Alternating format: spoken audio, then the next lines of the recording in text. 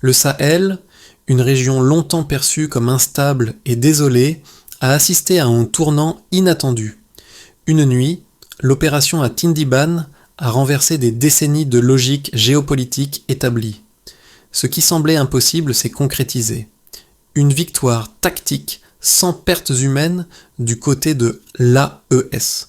Pour Ibrahim Traoré, cette nuit marque un moment clé où les règles du jeu changent. Mais qu'est-ce que cela signifie pour l'avenir du Sahel ?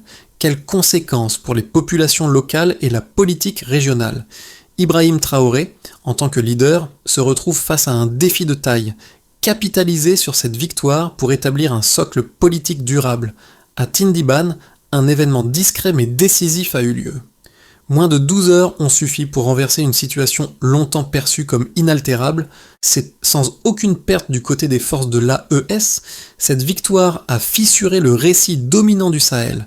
Mais derrière ce succès militaire se cachent des enjeux plus vastes, à la fois politiques, sociaux et économiques. Ibrahim Traoré, bien que porteur de cette victoire, doit maintenant naviguer dans des eaux incertaines.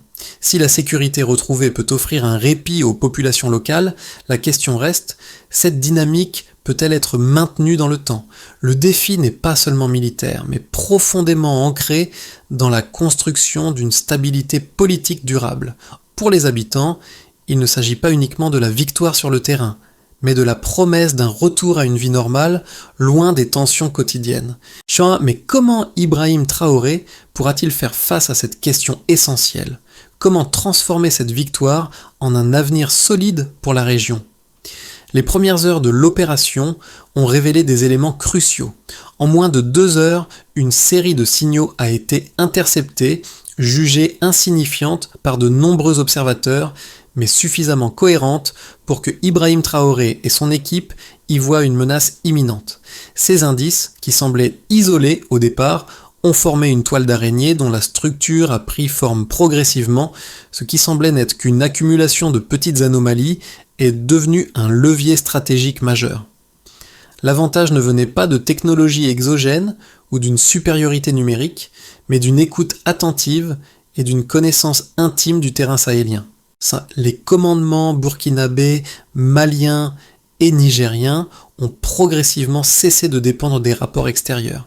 Au lieu de cela, ils ont reconstruit leur propre réseau, reliant les 3 capitales par une structure humaine et improvisée mais cohérente. Cette approche a permis de réduire les délais de réponse et d'optimiser l'efficacité des actions entreprises. Le Sahel, loin d'être un désert sans vie, s'est avéré être saturé de signes, chaque déplacement, chaque changement dans les habitudes de circulation devenant un indice précieux. Ce basculement, sous l'impulsion de Traoré, a marqué un tournant stratégique. Le Sahel ne se contentait plus de réagir. Il anticipait, il agissait, et surtout, il ne subissait plus. Les forces locales, armées non seulement de détermination, mais aussi de nouvelles capacités d'adaptation, ont changé la donne. Le rôle central d'Ibrahim Traoré dans cette nouvelle dynamique est indiscutable. Dans une salle faiblement éclairée entourée de ses officiers, il a pris la décision cruciale qui allait modifier le cours des événements. Ce n'était pas seulement une victoire militaire, mais un tournant dans la manière dont les forces sahéliennes abordaient la guerre. L'efficacité de l'opération ne résidait pas dans des armements sophistiqués, mais dans la capacité à connecter des morceaux éparpillés d'informations, souvent ignorés, pour prédire les mouvements ennemis avant même qu'ils ne se produisent. Au-delà des décisions tactiques, Traoré a compris que la victoire ne se mesurait pas simplement en termes de position gagnée, mais dans la capacité à reconstruire la confiance au sein des populations locales. Le Sahel, perçu par beaucoup comme une région condamnée à la guerre et au chaos, commence à voir un retour à la stabilité. Les premiers signes sont modestes, mais significatifs. Les marchés rouvrent, les motos circulent sans escorte et les villageois reprennent leurs activités quotidiennes. Pour Ibrahim Traoré, ces signes sont le reflet de la véritable victoire, la confiance retrouvée. Mais cette stabilité peut-elle se maintenir dans le temps ? Et comment Ibrahim Traoré pourra-t-il naviguer dans ce délicat équilibre ? La nuit de Tindiban a marqué un tournant majeur pour la région, une séquence qui se déploie à travers 3 phases distinctes : activation, climax et après-coup. Dès que l'attaque a été lancée, un enchaînement rapide d'événements a bouleversé les attentes. Ça, l'activation a été le premier signal. Des informations auparavant éparpillées ont convergé, formant une vision stratégique claire. Ce n'était plus une question de survie, mais de prise d'initiative. Les actions se sont succédées à un rythme effréné. La coordination entre les unités sahéliennes, maliens, nigériens et burkinabés a permis une rapidité de déploiement qui a déconcerté l'ennemi. Le climax est survenu lorsqu'une série de frappes simultanées a pris l'ennemi de court. Les positions de l'AES se sont effondrées, non pas à cause d'une supériorité technologique, mais grâce à la précision des actions menées sur le terrain. Ibrahim Traoré et ses officiers ont orchestré une série de manœuvres coordonnées, tirant parti des informations locales pour anticiper et contrer les actions adverses. En moins de 12 heures, 5 mois l'opération a été un succès retentissant. Le silence qui a suivi cette offensive a résonné comme un symbole de ce changement de dynamique. Non seulement les positions ennemies étaient perdues, mais la confiance des populations locales a été restaurée. Le succès tactique n'était que le début. Après le climax, la réalité a pris forme dans le cadre plus large des conséquences immédiates, alors que les forces burkinabées, maliennes et nigériennes poursuivaient l'opération, les villages voisins ont commencé à témoigner des effets de cette victoire. Les premiers signes de retour à la normalité sont apparus. Les habitants sont sortis plus tôt, les marchés ont réouvert et la vie quotidienne a repris, bien que lentement. C'était un signe concret que la dynamique militaire avait un impact direct sur la vie des gens. Cependant, cette dynamique ne se limitait pas à une simple victoire militaire. Les actions menées par Ibrahim Traoré ont permis d'initier un changement de perception sur la région. Le Sahel, loin d'être un espace de perdition, s'est montré capable de réagir et de reprendre le contrôle de son destin. L'un des aspects les plus significatifs de cette dynamique a été la création d'un réseau d'information local qui a permis à chaque unité d'agir en parfaite coordination. Les unités sahéliennes ont agi avec une précision déconcertante, non seulement grâce à la réactivité des équipes au sol, mais aussi grâce à la confiance instaurée entre les différents acteurs de la région. Ce réseau a permis de créer une action plus fluide et plus rapide, une capacité à réagir au moment même où la situation l'exigeait. Cette initiative locale, face bien plus que la puissance militaire pure, a été la clé de cette victoire. Les répercussions immédiates se sont manifestées sur le terrain, où l'effet de surprise et la rapidité d'exécution ont laissé l'ennemi sans le moindre levier pour riposter.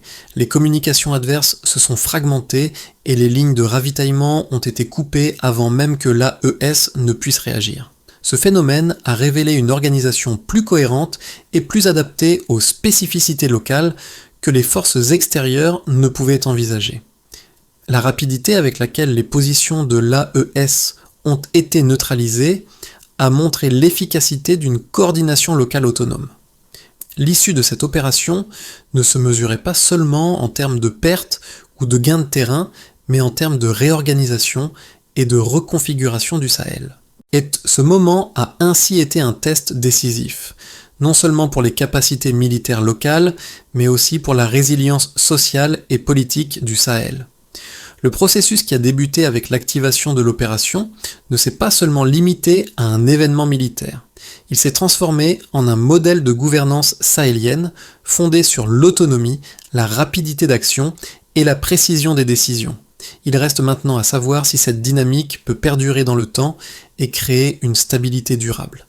Les chiffres relatifs à l'opération de Tindiba révèlent l'efficacité de la stratégie déployée en mettant en lumière des données précises qui corroborent le succès de l'attaque.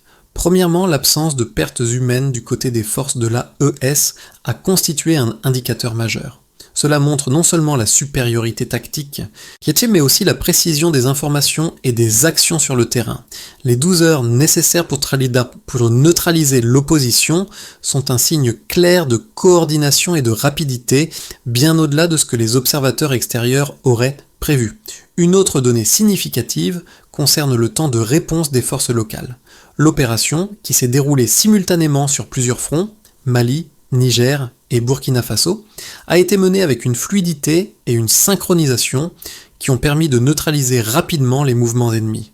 Cela a été rendu possible par un réseau d'information locale efficace qui a permis de détecter les mouvements ennemis avant même qu'ils n'atteignent des positions stratégiques. Ce système de collecte et de diffusion d'informations a été un facteur déterminant dans le succès de l'opération, en permettant aux unités sahéliennes de répondre instantanément aux menaces. En termes de chiffre d'affaires, les résultats sont encore plus impressionnants. Le nombre d'attaques repoussées dans les premiers jours suivant l'opération est un indicateur tangible du retour de la stabilité dans la région. Les mouvements armés, autrefois repoussés et isolés, ont été repérés et neutralisés beaucoup plus rapidement, ce qui a permis de sécuriser les villages et d'installer une atmosphère de confiance parmi les populations locales. En quelques jours, les conditions de vie ont commencé à s'améliorer avec la réouverture progressive des marchés et la reprise de certaines activités économiques. Ces données ne reflètent pas simplement une victoire militaire, mais un retour à la vie quotidienne, un changement de dynamique palpable sur le terrain. Un autre chiffre crucial a été l'intégration des drones artisanaux dans la stratégie locale. Ces appareils, souvent utilisés pour des frappes ciblées ou des observations à distance, ont permis une surveillance précise et constante. Le nombre de drones utilisés pendant l'opération a été multiplié, ce qui a permis aux forces sahéliennes d'obtenir des renseignements en temps réel. Ce recours à des technologies locales, loin des équipements sophistiqués des grandes puissances, montre l'ingéniosité et l'adaptation des forces sahéliennes face aux défis du terrain. Enfin, le soutien logistique local a joué un rôle important dans l'efficacité de l'opération. Les unités ont pu compter sur un système de ravitaillement rapide et une communication fluide entre les différents fronts, facilitant les déplacements et la gestion des ressources. Ces données sont essentielles pour comprendre comment une opération de cette ampleur a pu être menée avec succès, sans intervention extérieure majeure, mais grâce à une coordination locale intelligente. Les chiffres qui ont émergé après l'opération montrent que la dynamique instaurée par Ibrahim Traoré et ses officiers a modifié le cours des événements d'une manière décisive. En un temps record, les forces sahéliennes ont su transformer une situation de vulnérabilité en un modèle de résilience et d'efficacité. L'intégration de données de terrain, la rapidité d'exécution et l'utilisation de technologies locales ont créé un cadre de réussite que beaucoup pensaient inimaginable. Ces chiffres ne se contentent pas de raconter une victoire militaire, ils soulignent la montée en puissance des capacités locales et la possibilité d'une autonomie stratégique au sein du Sahel. L'opération à Tindiban a mis en lumière des arguments opposés qui suscitent encore des débats sur sa légitimité et sa reproductibilité. Le premier argument soutient que l'opération n'aurait pas été possible sans un soutien extérieur, que ce soit en termes de technologie avancée, de renseignement ou de logistique. Les forces sahéliennes, bien que remarquables par leur coordination et leur adaptabilité, ont utilisé des moyens considérés comme insuffisants par rapport aux armées internationales. Les critiques soulignent que l'absence de pertes humaines et la rapidité de l'exécution ne pourraient être attribuées uniquement aux capacités locales, mais nécessitent nécessairement un appui externe, mais que ce soit sous forme de technologie de surveillance ou d'assistance en matière de renseignement. En revanche, une deuxième lecture de l'événement suggère que cette opération est un modèle de résilience locale. Les succès obtenus à Tindiban ne dépendent pas de la sophistication des équipements, mais de la capacité des forces sahéliennes à utiliser des ressources disponibles et à les adapter aux besoins du terrain. Ce succès repose sur un processus d'apprentissage et d'ajustement continu où chaque erreur passée a été intégrée dans la stratégie actuelle. L'opération a été rendue possible grâce à une connaissance intime du terrain et à une structure de commandement décentralisée permettant de réagir rapidement et efficacement à toute situation. Le facteur clé de ce succès réside dans la capacité d'anticipation. Contrairement aux récits habituels qui dépeignent la région comme dépendante d'une intervention extérieure, la stratégie sahélienne a démontré qu'une action bien coordonnée, fondée sur des connaissances locales et une planification minutieuse, peut renverser les attentes. Ibrahim Traoré et ses officiers ont compris qu'il ne s'agissait pas seulement de réagir à l'ennemi, mais de prédire ses mouvements, de prendre l'initiative et de construire un réseau de renseignement local qui permettrait une exécution rapide et précise. Cela remet en question l'idée reçue que les pays du Sahel sont condamnés à la dépendance stratégique. L'opération de Tindiban montre qu'une approche intégrée, combinant les capacités locales et une planification rigoureuse, peut créer un modèle alternatif. En effet, cette victoire semble annoncer un changement de paradigme pour la région.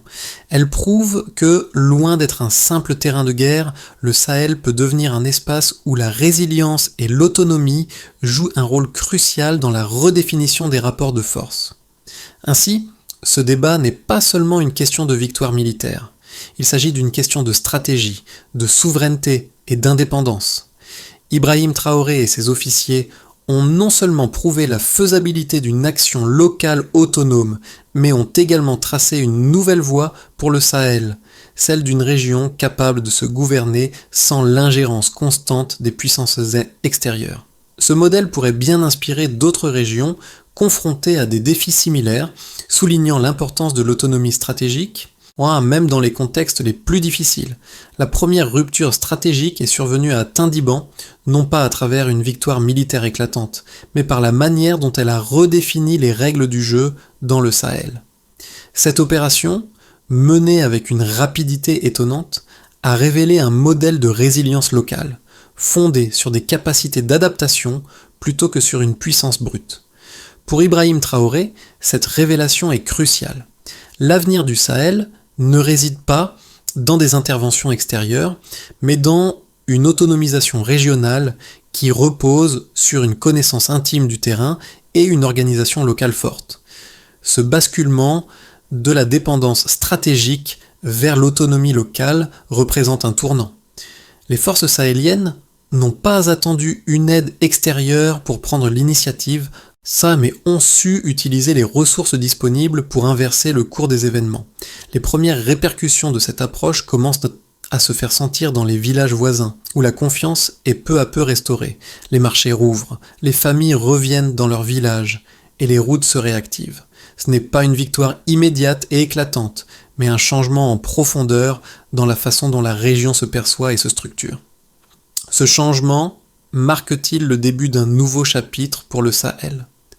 Les répercussions de l'opération de Tindiban se manifestent de manière tangible dans la vie quotidienne des populations sahéliennes et ces changements sont visibles à travers 4 groupes distincts, les populations locales, les jeunes, les travailleurs et les acteurs régionaux. Pour les populations locales, le retour à la normalité est un processus lent mais perceptible. Les villages désertés commencent à se repeupler, les marchés rouvrent et les transactions économiques reprennent. Bien que le chemin vers une stabilisation totale soit encore semé d'embûches, les signes de confiance retrouvés sont évidents. Les habitants, longtemps déplacés par la violence, commencent à se réinstaller, ce qui marque le premier pas vers une reconstruction de la vie sociale et économique. Ce retour progressif est un indicateur que les bases d'une paix durable sont en train de se poser, même si des défis restent à surmonter. Pour les jeunes générations, cette victoire représente un tournant psychologique. Le Sahel, souvent perçu comme une région sans avenir, devient un espace où l'espoir renaît.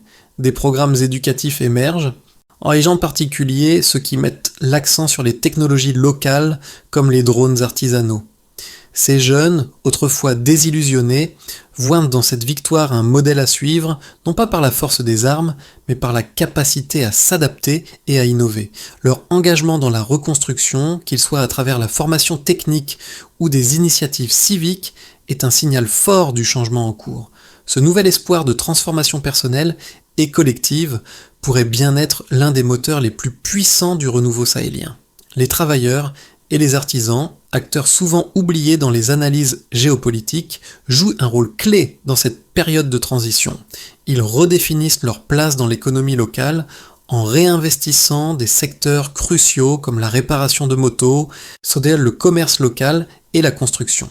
Leur retour à l'activité économique symbolise non seulement la reprise des flux économiques, mais aussi un sentiment de dignité et de reconstruction qui se propage au sein de la population.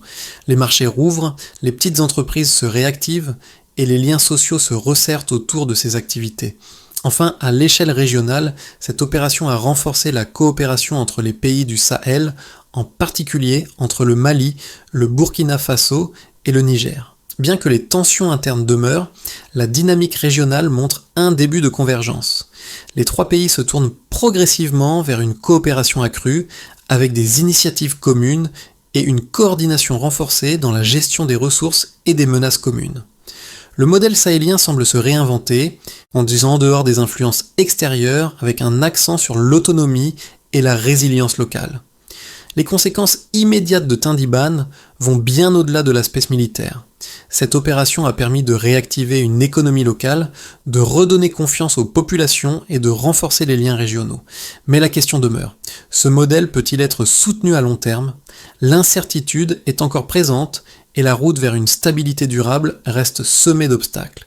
Néanmoins, ce qui est incontestable, c'est que les premières répercussions sont positives et ouvrent la voie à un avenir plus autonome pour le Sahel. Les 6 à 12 prochains mois pour le Sahel dépendront de la manière dont la dynamique post-Tindiban sera consolidée. 3 scénarios distincts pourraient en émerger, chacun avec ses propres défis et opportunités. Ces scénarios, bien qu'hypothétiques, dessinent les pistes possibles pour l'avenir de la région en fonction des choix qui seront faits. Le premier scénario, celui de la stabilité progressive, repose sur la consolidation des gains réalisés après l'opération. Dans ce cadre, la sécurité continue de s'améliorer, permettant aux populations locales de reconstruire leur vie. Les infrastructures essentielles, telles que les routes, les marchés et les services publics, se réactivent à un rythme constant, tout en étant protégés par un système de sécurité décentralisé. La coopération entre le Mali, le Burkina Faso et le Niger se renforce avec des initiatives régionales visant à créer un environnement stable et autonome. Les jeunes générations, ayant pris conscience de leur pouvoir de transformation, se consacrent à la reconstruction à travers des programmes éducatifs et techniques. Cependant, des tensions internes persistent et les menaces extérieures pourraient encore fragiliser cette stabilité. Ce scénario reste fragile, mais il permettrait au Sahel de se reconstruire lentement mais sûrement. Le deuxième scénario, plus optimiste, envisage une transformation rapide et plus large du Sahel. Dans ce modèle, la dynamique de Tindiban se révèle comme un catalyseur de changement, et la région devient un exemple de résilience et d'autosuffisance. L'éducation, la formation technique et les innovations locales prennent une place centrale. Les jeunes générations, autrefois marquées par le conflit, se réappropriant le futur en développant des compétences locales et en innovant dans des secteurs stratégiques comme les drones artisanaux et la cybersécurité. Les pays du Sahel solidaires forment un bloc régional cohérent et indépendant, attirant l'attention d'autres régions africaines qui cherchent à suivre ce modèle. Le Sahel se transforme en un espace d'opportunités économiques et politiques, renforcé par une gouvernance locale forte et des échanges interrégionaux. Cependant, ce scénario pourrait être perturbé par des défis économiques, sociaux et politiques qui dépassent les capacités locales. Le troisième scénario, plus pessimiste, se base sur l'idée que les forces externes, telles que des groupes armés et des pressions internationales, finiront par altérer la dynamique positive actuelle. Bien que la stabilité s'améliore dans certaines zones, les défis structurels du Sahel, tels que la pauvreté, les rivalités internes et les ressources limitées, risquent de compromettre les progrès réalisés. Les tensions entre les différents groupes ethniques et politiques pourraient raviver des conflits internes, tandis que des interventions extérieures, sous forme de sanctions ou de pressions diplomatiques, pourraient freiner la capacité des pays sahéliens à maintenir leur indépendance. Dans ce scénario, la stabilité serait temporaire, et la région risquerait de replonger dans un cycle de conflits et de dépendance. Ces 3 scénarios, bien que divergents, partagent une caractéristique commune: la nécessité d'une action locale forte, soutenue par une gouvernance régionale et un engagement des populations. La capacité des pays du Sahel à naviguer entre ces futurs possibles dépendra des choix stratégiques qui seront faits dans les mois à venir. Le Sahel se trouve à un carrefour crucial, et le prochain chapitre de son histoire sera déterminé par sa capacité à saisir les opportunités tout en affrontant les défis internes et externes. L'impact de l'opération de Tindiban sur les populations locales va bien au-delà des simples changements économiques ou militaires. Il s'agit d'un mouvement profond de transformation psychologique et sociale, particulièrement chez les jeunes générations, qui voient désormais un avenir plus prometteur pour leur région. Ils ne sont plus simplement des témoins d'un conflit sans fin, mais des acteurs potentiels d'une évolution plus grande, capables de redéfinir le Sahel. Les jeunes, bien que longtemps déçus par les échecs politiques et les conflits récurrents, se réapproprient leur avenir. Cette victoire, aussi modeste soit-elle, leur a donné une nouvelle perspective sur ce qu'ils peuvent accomplir. En prenant part à des programmes éducatifs, en s'engageant dans des projets de reconstruction, ou même en apprenant des compétences techniques comme la maintenance des drones artisanaux, ils montrent qu'ils sont prêts à jouer un rôle dans la réinvention de leur région. Ce retournement de situation n'est pas seulement un changement d'attitude, mais un véritable renversement de perception. Pour les travailleurs et artisans, cette dynamique apporte un regain d'énergie dans la reconstruction économique. Le retour des petites entreprises et des commerces locaux est essentiel pour restaurer une forme de dignité et de normalité. Et les habitants se réapproprient des espaces abandonnés depuis trop longtemps. Mais au-delà de l'aspect économique, ce changement symbolise la capacité du Sahel à résister à l'adversité, à retrouver une forme de résilience qui dépasse les simples infrastructures. Ainsi, ce que Tindiban a montré, c'est que le Sahel peut renaître de ses cendres, non pas par la force extérieure, mais grâce à la volonté et à l'unité de ses habitants. Cette résilience, cette capacité à s'adapter et à se relever touche directement les personnes, particulièrement les jeunes et les travailleurs. Leur capacité à transformer cette victoire en un moteur de changement durable pourrait bien être la clé de l'avenir de la région. Pour que la dynamique post-Tindiban prenne racine et soit durable, plusieurs étapes stratégiques doivent être mises en place. Ces actions doivent à la fois répondre aux besoins immédiats des populations et poser les bases d'une autonomie à long terme. Voici les 3 principales étapes nécessaires pour concrétiser cette transition. La première étape consiste à sécuriser les zones récemment libérées. La sécurité est primordiale pour permettre aux communautés de se réinstaller durablement. Cela implique l'extension des patrouilles locales et la mise en place de systèmes de surveillance renforcés, notamment à travers l'utilisation de drones locaux. Il est également essentiel de former les communautés locales à la détection des menaces afin qu'elles puissent jouer un rôle actif dans la sécurisation de leur propre environnement. Cette approche décentralisée, qui repose sur la collaboration entre la population et les forces de sécurité, permettra de réduire les risques de résurgence de groupes armés. La deuxième étape est la stabilisation des services essentiels. Après des années de guerre et de déplacements massifs, il est crucial de rétablir les services de base comme l'accès à l'eau, à la santé et à l'éducation. La réouverture des écoles et des centres de santé, ainsi que l'installation de points d'eau, est impérative pour redonner aux populations un sentiment de normalité. Parallèlement, un système de santé publique préventif doit être mis en place pour éviter les risques sanitaires liés aux déplacements et aux conditions de vie précaires. La troisième étape consiste à relancer les circuits économiques locaux.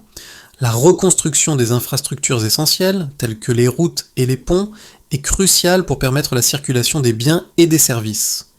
Il est aussi important de soutenir les petites entreprises locales à travers des programmes de microfinancement et des initiatives visant à renforcer les capacités productives des communautés. Une économie locale stable, fondée sur des acteurs régionaux autonomes, est un pilier de la résilience. Ces 3 étapes, bien qu'ambitieuses, sont réalisables si elles sont soutenues par une volonté politique régionale forte et un engagement continu des populations locales. L'avenir du Sahel dépendra de la capacité des gouvernements et des communautés à travailler ensemble pour transformer cette dynamique en une véritable stabilité durable. L'opération de Tindiban n'a pas seulement modifié le paysage militaire du Sahel, elle a réécrit l'histoire de cette région. Or, ce qui semblait impossible est devenu réalité grâce à la persévérance et à l'ingéniosité des populations locales, guidées par Ibrahim Traoré. La victoire à Tindiban est une métaphore du changement profond qui s'opère, un changement de perception, une résilience collective et une volonté de reconstruire un avenir commun. Cette victoire discrète mais décisive ne se mesure pas seulement en termes de pertes et de gains territoriaux, mais dans les vies transformées. Les habitants des villages récemment libérés recommencent à sourire, à se parler et à se réorganiser. La confiance, ébranlée pendant des années, renaît peu à peu dans chaque geste quotidien, chaque marché rouvert, chaque famille revenue. Ces petites victoires quotidiennes sont la véritable récompense de l'opération. Le Sahel n'est plus une terre marquée uniquement par le conflit, mais par la force tranquille d'une résilience retrouvée. Cette transformation, lente mais inévitable, portera des fruits qui iront bien au-delà des frontières du Burkina Faso, du Mali et du Niger. Ibrahim Traoré, à travers sa vision et son leadership, a insufflé un nouvel espoir. L'avenir du Sahel, même s'il reste incertain, ne dépend plus des puissances extérieures. Il repose désormais sur la capacité de ses habitants à reprendre le contrôle de leur destin avec une confiance renouvelée. Le Sahel, un espace longtemps perçu comme une terre de conflits sans fin, prouve aujourd'hui qu'il peut se réinventer. La victoire à Tindiban n'est qu'une étape, mais elle ouvre la voie à un avenir plus stable et autonome pour la région. Ce changement, apporté par les populations locales et renforcé par l'engagement d'Ibrahim Traoré, est un appel à l'action collective et à l'unité. Les habitants du Sahel ont déjà montré leur capacité à transformer l'adversité en opportunité. Aujourd'hui, c'est à vous, acteurs régionaux, citoyens et leaders communautaires, de rejoindre ce mouvement de transformation.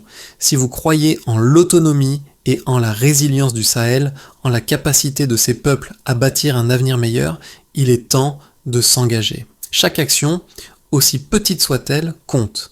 Que ce soit en soutenant les initiatives locales, en investissant dans l'éducation des jeunes ou en participant à la reconstruction des infrastructures, chaque geste contribuera à la solidité de cette nouvelle dynamique.